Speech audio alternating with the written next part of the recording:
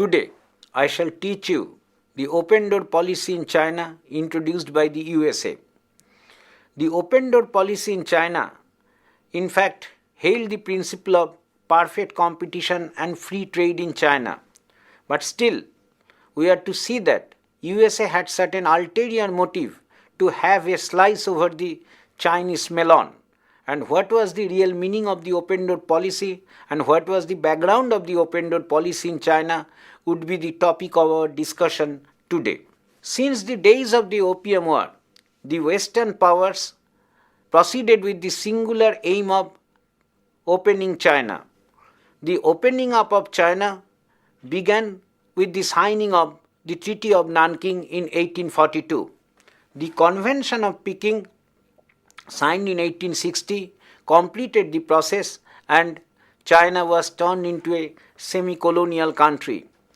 The Qing government miserably failed to put up a stiff resistance against Western aggression and eventually they submitted to the pressure of Western imperialism.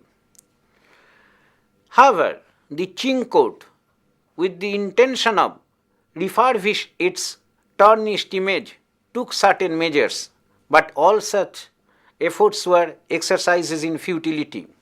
Similarly, the attempt for self-strengthening China was again a failure. China faced a disastrous defeat in the hands of a small power like Japan in the year 1894-95, that is in the First Sino-Japanese War. China had to concede certain unfavorable and humiliating terms and conditions in the Treaty of Shimonoseki signed in 1895. It was a severe blow to the Chinese prestige. The defeat of China in the hands of a small neighbor like Japan thoroughly exposed the Chinese weakness, and the Western imperialists wasted no time in taking advantage of the situation. What did they do? They again tried their best to partition China into their respective spheres of influence. In no time, powers like Britain, Russia, France, Germany, all of them divided China into their respective spheres of influence. But so long, the United States of America, that is the USA, was not very interested in getting a slice over the Chinese melon. But towards the end of the 1890s, there was a change. In fact, even in the 1890s, the Americans boasted of the fact that they did never wage a war against any Asian power and colonize any area of Asia. But certain changes took place during the closing years of the 1890s. Though America did not interfere in the affairs of East Asia, particularly in the affairs of China, the American missionaries and the American traders enjoyed the benefit of the British Free Trade Empire and their interests had been protected by the British Navy.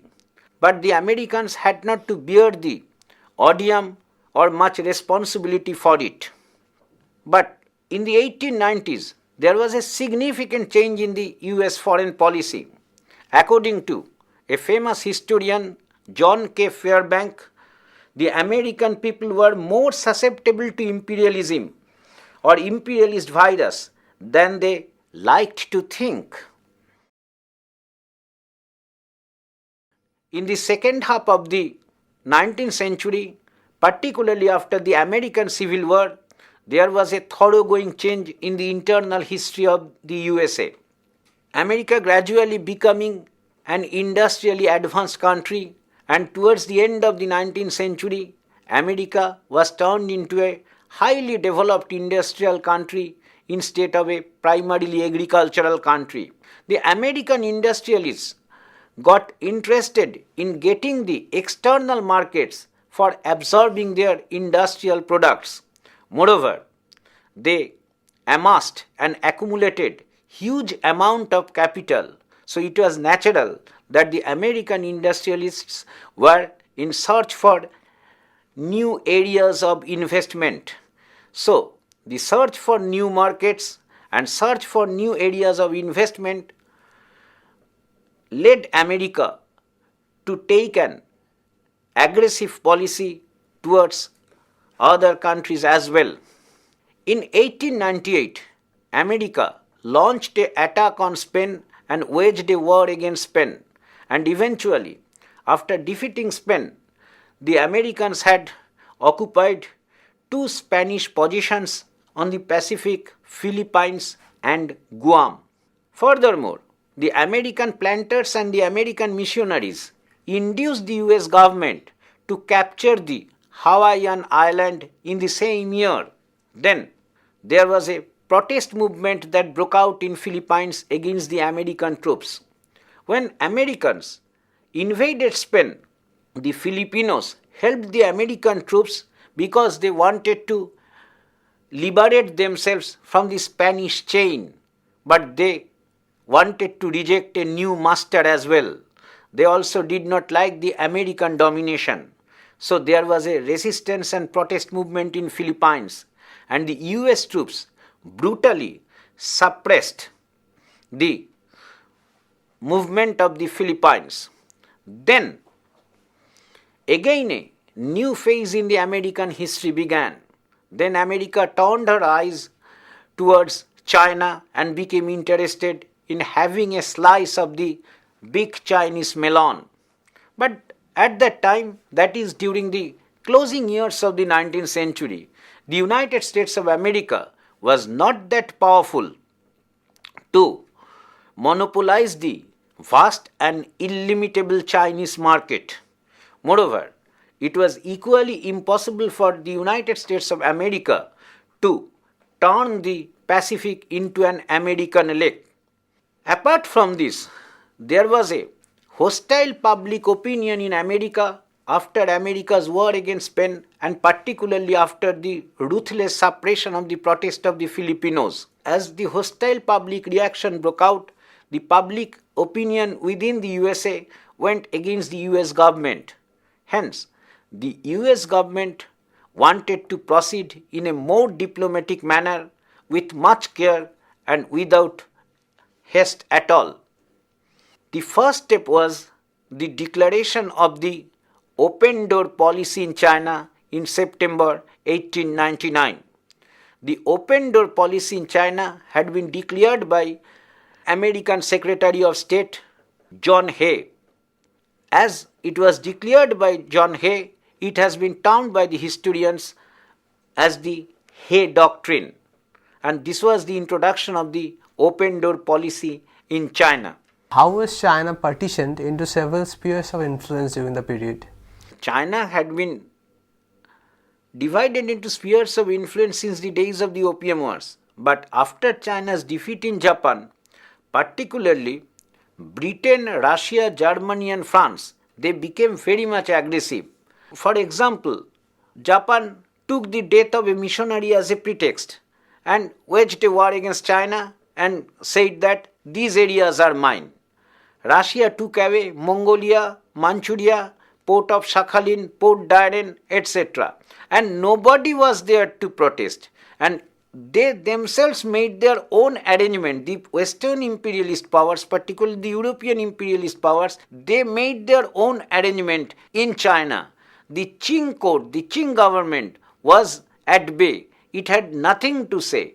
So I told that China was already turned into a semi-colonial country, and towards the end of the 19th century, there were several spheres of influence, some by Germany, some area by England, some area by Russia, some by France.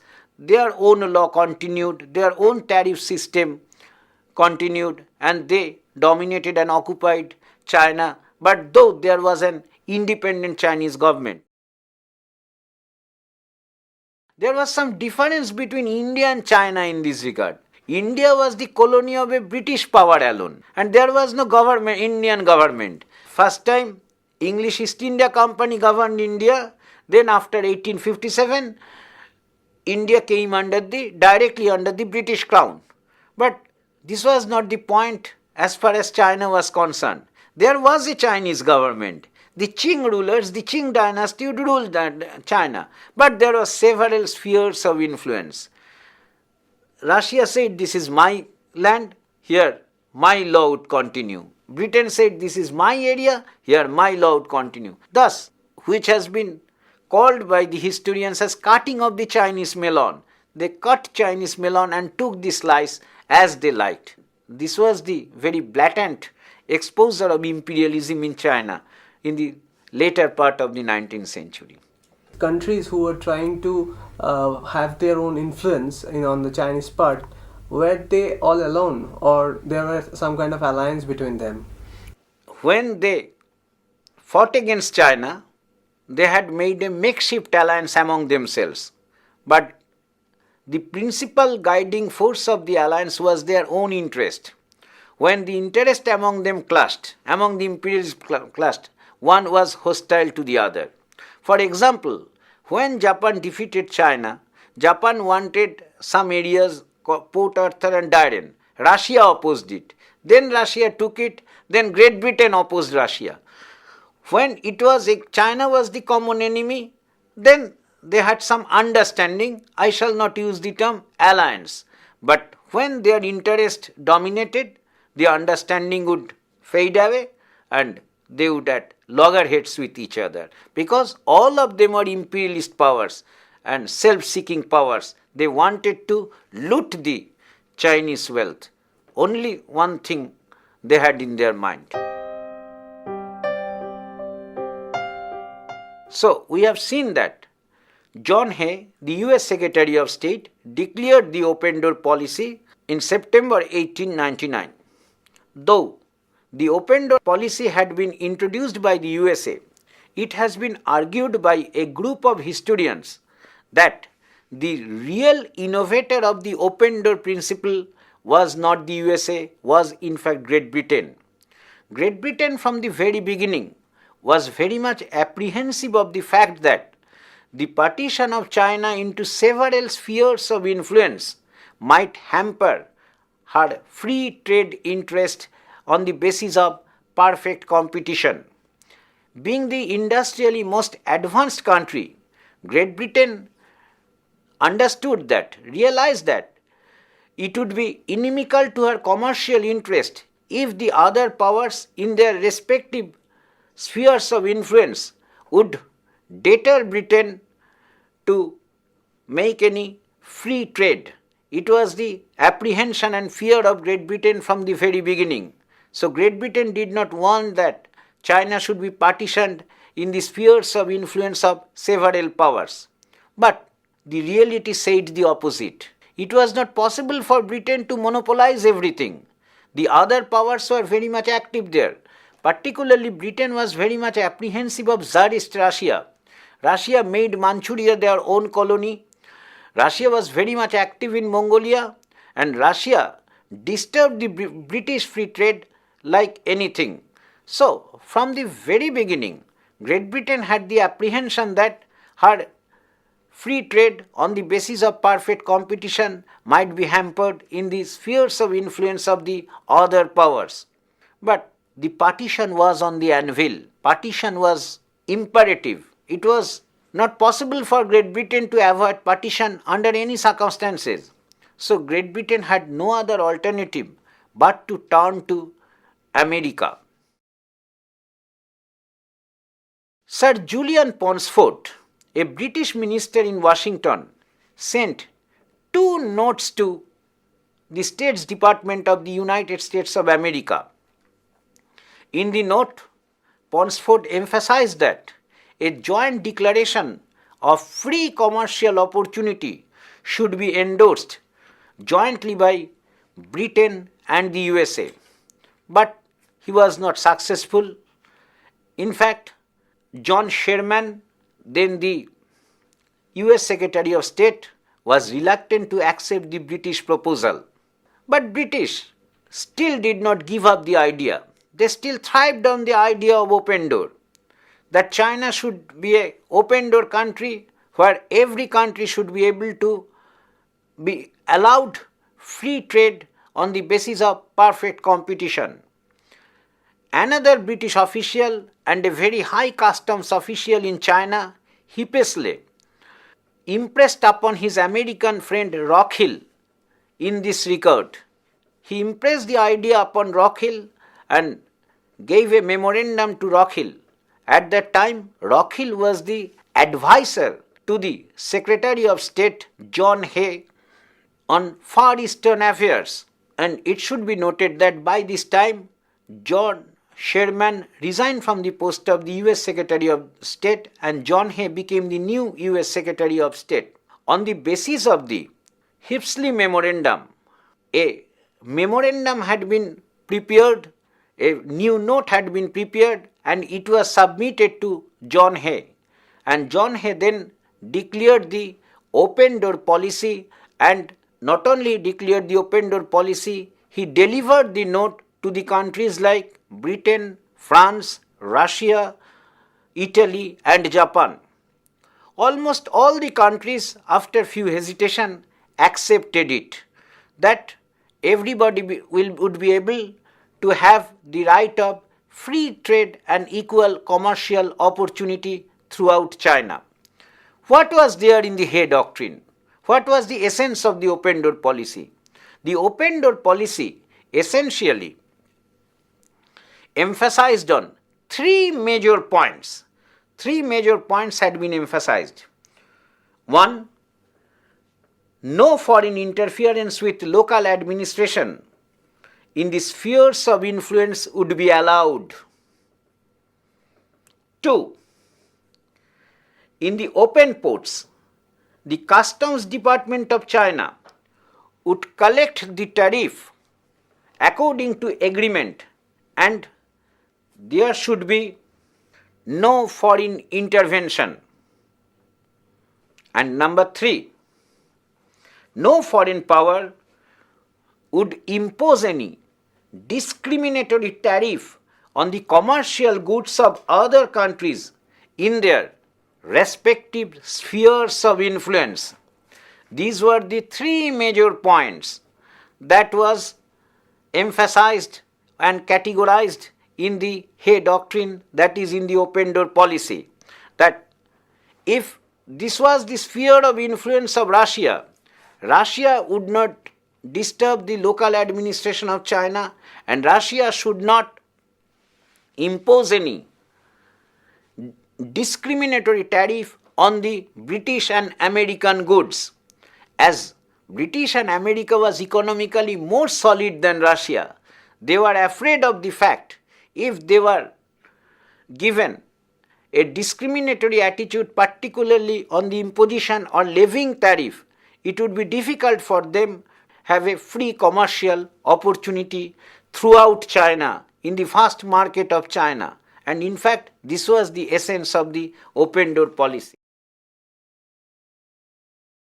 One should not think that by introducing open door policy, America was opposed to the idea of aggression in China. It was not the fact. In fact, through the open door policy, the spheres of influence and the encroachment upon the Chinese sovereignty was never questioned. It was accepted that there would remain the spheres of influence and encroachment of Chinese sovereignty would not be condemned. And there was not a single word had been spent regarding this. In fact, the United States of America, in the very closing years of the 19th century, wanted a share in the loot of China. It was the intention of United States of America. Moreover, as the open door policy concerned China, neither United States of America nor Britain nor any other European powers took it essential to consult the Chinese authorities. They did not solicit any response from the Qing court. Would the Qing government allow them to have open door in their country or not? It was not the concern of America. It was neither the concern of any other big powers. Moreover, which I have wanted to say, that America wanted a slice in the Chinese melon and she wanted an entry into China through the dictum of open door, through the policy of the open door. When an Elinio Latimore, two famous historians, in their book The Making of Modern China, ironically called the open door policy Me Too policy. Within a few weeks of the declaration of the Hay Doctrine, the Boxer Rebellion had broken out. The Boxer rebels of China unleashed brutal and terrible attack on the foreigners. Christian churches, property of the foreigners, lives of the foreigners were endangered, and there was a ruthless and brutal attack on the foreigners' lives and property in the Boxer Rebellion. The United States of America was apprehensive of the fact that the open door principle might have been violated by other European powers. Then America sent the second note on open door to the other powers on 3rd July 1900. What was there in the second note? In the second note, it was categorically stated that the territorial and administrative integrity and entity of China must be preserved and protected at any cost. But this was meaningless. It was the declaration of America, United States of America alone. America did not take the consent of the other powers like Britain, Russia, France, Germany, so on and so forth. Whether they agreed to maintain the Chinese sovereignty, whether they wanted to maintain and preserve the territorial and administrative entity of China, that was not important for America, and nobody agreed. Nobody disagreed even because America did not seek their consent. It was the dilemma and dichotomy of the entire thing. So it was meaningless. So it may well be concluded that the open door policy in China was another form of imperialist activity in China. A Chinese historian again very ironically said, I also want to share the privilege that you enjoy in China. And this was the gist of the open door policy of America in China. So, following the famous sinologist Jean Chenot, we may argue that the open door policy in China amounted to a mutual guarantee of the foreigners' collective domination over China and nothing else. Open door policy is a huge process in the history, but how can we relate such a huge process in history with the whole process of imperialism? In fact, historians have said that the years between 1870 and 1914 has been termed by the historians as the age of imperialism. And in between that period, the open door policy took place. The open door policy took place in 1899. That is between 1870 and 1914. Why this period is called the age of imperialism? Because we saw that the European powers, particularly the imperialist powers of Europe, at that time were engaged in a race for colonial supremacy in Africa and Asia, and the process began from 1870s and it reached a new height in the year 1895, and ultimately the colonial race and the race for colonial supremacy led to the First World War also in 1914. So, this period has been called the age of imperialism. What did Lenin say? What did Hobson say? Hobson published a book on imperialism, and the title of the book is Imperialism. It was published in 1908, and Lenin's book Imperialism, The Highest Stage of Capitalism, was published in 1916. The British economist Hobson and Russian theoretician Lenin harped on the same point. They said that when capitalism comes to a very greater stage, the capitalists of several countries, they become interested in three things. They want to enrich their industry by bringing raw material from other countries. So they want to have some grab over the land of others. One point. Secondly, after industrialization is made, they are to sell their industrial products in the external market. They are to grab the external land of the other. And third of all, which Lenin said, the age of finance capital.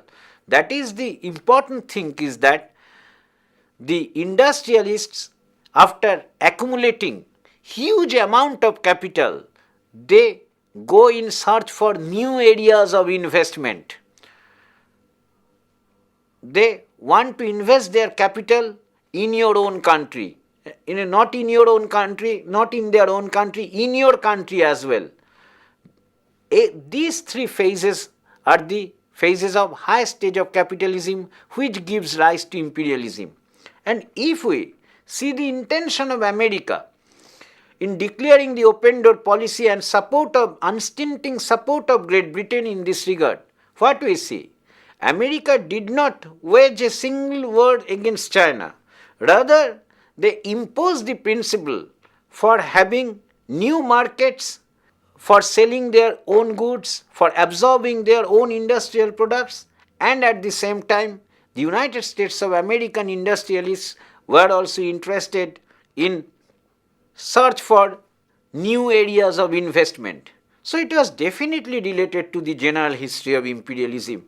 And though general history of imperialism cropped up from the history of Europe, China was in Asia, America was also not in Europe, but still it can well be related with the general history of imperialism. There is no doubt in it.